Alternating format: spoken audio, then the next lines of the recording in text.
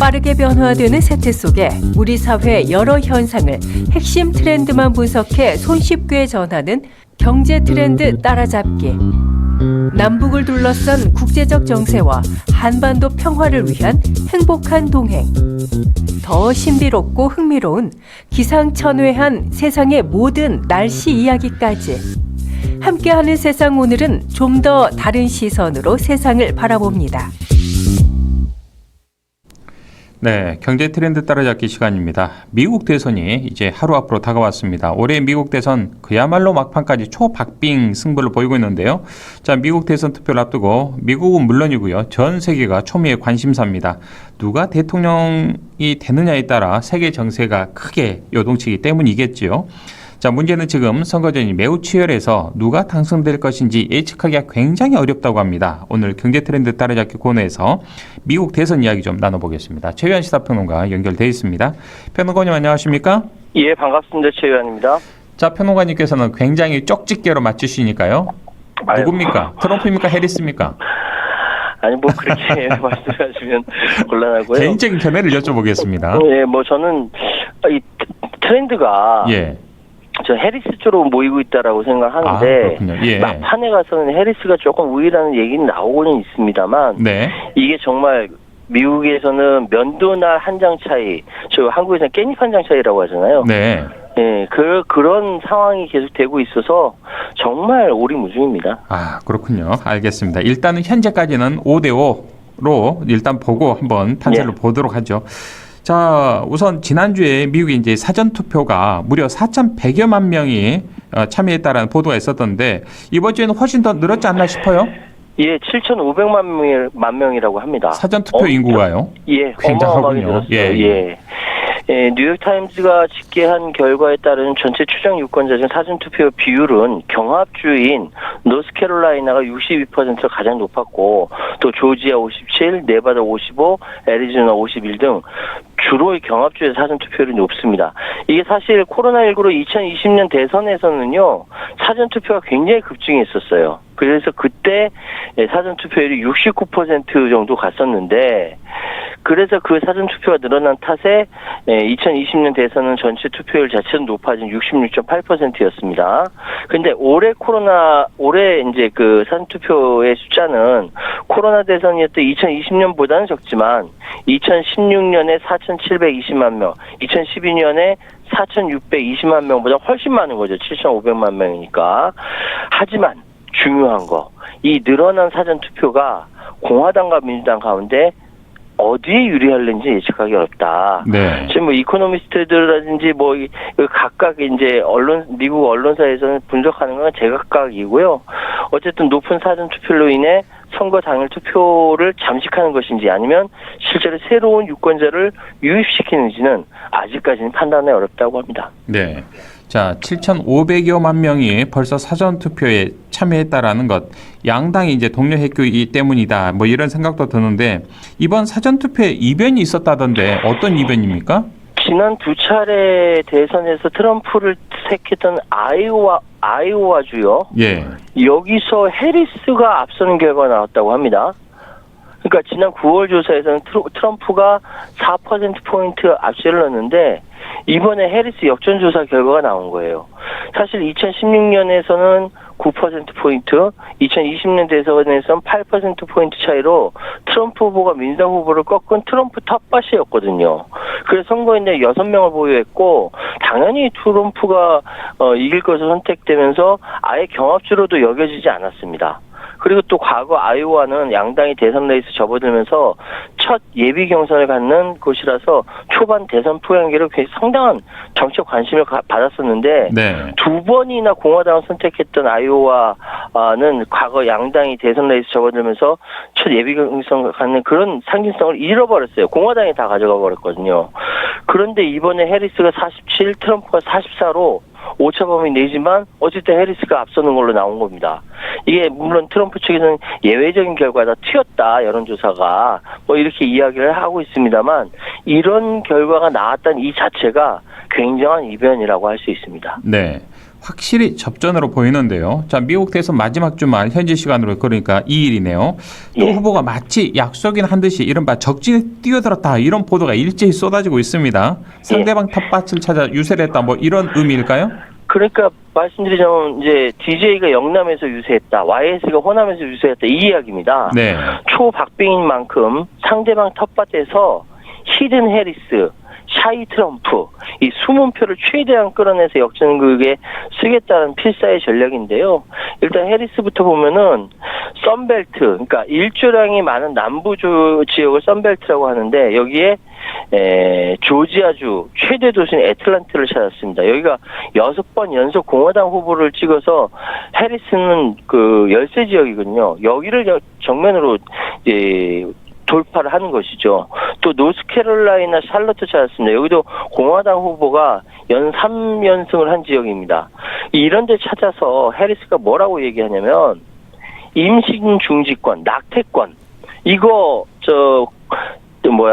트럼프 때문에 미국의 여성들 중 3명 중 1명이 트럼프발 낙태 금지가 적용하는 주에 살고 있다. 네. 여성의 자기 결정권을 뺏긴 것이다.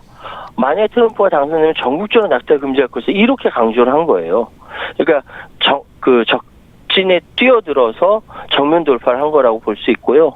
트럼프는 이제 민주당의 대표적인 경합주인 블루월, 그러니까 미시간주 워런, 위스콘신주의 미러키 네. 이런 곳에는 해리스한테 뒤지고 있다는데 여기에 정면에 뛰어들어서 이제 예를 들어서 쇠락한 그 공업 지역인 이곳에 공장을 유치하겠다, 제조업을 부흥시키겠다, 뭐 이런 식으로 공언을 했다라고 하고 또 민주당 텃밭인 버지니아주의 셀럼도 방문하면서 이 카멜라가 이기면 경제공황이 올 것이다, 막 이렇게 목소리를 높였다라고 합니다. 네.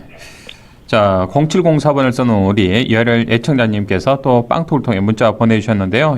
평론가님의 본방 사수하고 있습니다. 매주 날카로운 정세 분석과 쏙쏙 들어오는 정보 감사드립니다. 라는 또 문자. 아유, 감사합니다. 우리 평론가님의 또 팬들이 굉장히 많습니다. 황주에. 아이고 감사합니다. 제 팬들보다 더 많으십니다. 예, 워낙 디테일하게 또 말씀을 주시니까요. 예. 자, 이제 워낙 이제 미국 대선이 치열하게 전개되다 보니까 전문가들도 여러 가지 변수에 주목을 하고 있는 것 같은데, 자, 우선 먼저 들여다볼 것이 백인 여성들의 표심과 전체 투표율의 상관성 어떻게 체크하면 좋을까요? 일단 투표율이 높으면 민주당이 높다, 민주당이 유리하다, 낮으면 공화당이 유리하다. 네. 이게 일반적인 미국의 전망이거든요. 그러니까 해리스든 트럼프는 모두 자기 지지층이 더 많이 투표하도록 선거운동에 열중하지만 지금 전체 투표율만 보아서는 해리스한테 유리하다. 아까 말씀하셨던 대로 지금 뭐 엄청나게 사전 투표율이 높다 보니까 이런 이야기가 나옵니다. 사실 뭐 조 바이든 현 대통령의 승리를 거머쥐었던 것도 2020년 사전 투표율이 그렇게 높았기 때문에 그렇다. 이런 일반적인 해석이 있고요. 자, 그리고 또 하나는 백인 여성들의 표심입니다.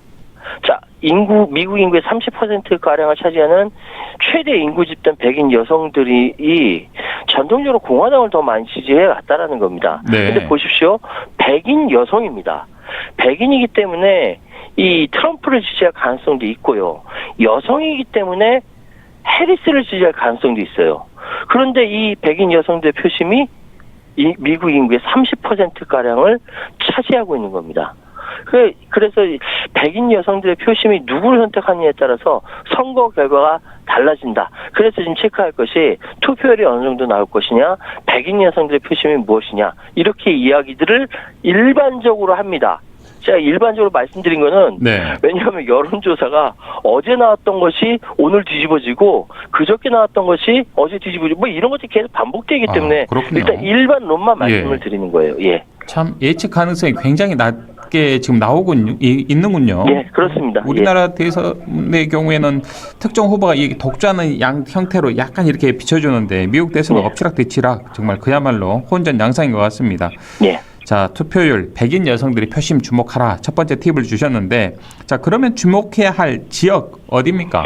이게 또 기가 막힌 상황이 벌어졌는데요. 펜실베니아입니다. 자, 지금 뉴욕타임스 분석하기를 해리스는 538명의 선거인단 중 226명을 확보했고 트럼프는 219명을 안정적으로 확보했다라고 보도를 하고 있습니다. 그런데 이제 관건은 경합주죠. 여론조사상 보니까 해리스는 미시간, 위스콘신에서 우위를 보면서 이 결과대로 나오면은 모두 251명의 선거인단을 확보한다는 거예요. 트럼프는 전통적인 강세 지역인 조지아나 노스캐롤라이나를 가져가면은 역시 251명의 선거인단을 확보한다는 겁니다. 251대 251 똑같아요. 근데 대통령이 되는 이 별의 숫자가 뭐냐? 270이에요. 그럼 251에서 270까지 몇 석이 아쉽냐면 19석만 얻으면 되는 겁니다. 그런데 공교롭게도 펜실바니아에 배정된 선거인단 수가 19명이에요. 아, 공교롭네요, 정말. 예. 이게 매직 넘버 270을 두고 예. 이게 펜실베니아 219명 딱 들어가는 19명. 겁니다. 이런 상황이 나오니까 네. 그 누구도 장담을 못 하는 거예요. 아, 펜실베니아주에서 캐스팅 보트를 쥐고 있다. 이렇게 봐도 과언이 아니네요, 지금. 그렇습니다. 19명의 선거인단. 예, 예. 자, 정말 공교로운 상황인데, 자, 이런 상황에서 민주당 해리스 후보가 미국 NBC 방송의 간판 코미디 프로그램이네요. 세러데이 나이트 라이브 SNL, 우리도 굉장히 재밌는 코미디 프로를 예. 하는데 여기에 깜짝 등장했네요. 그러니까 SNL에 카메오로 출연해서 한 1분 30초 정도 나왔는데 얼굴만 비치는 정도였군요. 예, 얼굴 검은 정장 입고 동일한 머리 스타일을 한 코미디언 마야 루도프 응원하는 역할로 나왔어요. 1분 30초 정도. 네. 근데 SNL이 우리나라도 이제 2011년부터 수입해가지고 방영을 했거든요. 그때 예전에 여의도 텔레토비라고 굉장히 인기가 있었고 얼마 전에 배우 주현영 씨가 김건희 여사 패러디하다 하차하는 바람에 막 음모론이 돌았지 않습니까? 네. 주현영이 억지로 김건희 패러디하다 쫓겨났다 뭐 이런 식으로요. 그 두 분이 그런데 닮기는 닮았습니다. 이게. 닮았죠. 그런데 이번에 이 원조인 SNL에 해리스가 출연을 한 거예요. 근데 사실 대선 막판에 이렇게 SNL 대중들이 즐겨보는 코미디 프로그램에 SNL에 출연한 후보자가 없었습니다. 아, 그렇군요. 그러니까 트럼프 캠프에서 즉각 반발을 했거든요. 예. 그러니까 방금 보도가 나왔는데 그만큼의 시간만큼 트럼프 광고가 나가도록 됐다라고 합니다. 예. 어쨌든 이렇게 나가고 나니까 트럼프 캠프의 대변인이 뭐라고 이야기했냐면 폭스뉴스에다가 해리스는 미 국민에게 제공할 수 있는 실질적인 것이 없기 때문에 토요일 밤에 좌파들, Saturday Night Leftist, 그러니까 여기는 그 트럼프 캠프는 민주당 쪽에 대놓고 예. 공산주의자, 빨갱이 대놓고 색깔론을 해요. 아, 여기도 좌파라는 그 단어들을 쓰는군요. 예, 레프티스트라고 그러니까요. 비판합니다. 예. 그러니까 여기 출연자 뒤틀린 환상의 쇼를 보여줬다라고 비판하는데 그 비판의 색깔이 비판의 논조가 색깔론입니다. 예. 민주당은 일종의 언더커버에 의해 조종되는데 해리스는 꼭두각시고 핵심은 이 안에 공산주의자가 있다, 빨갱이들이다라고 비판하는 겁니다.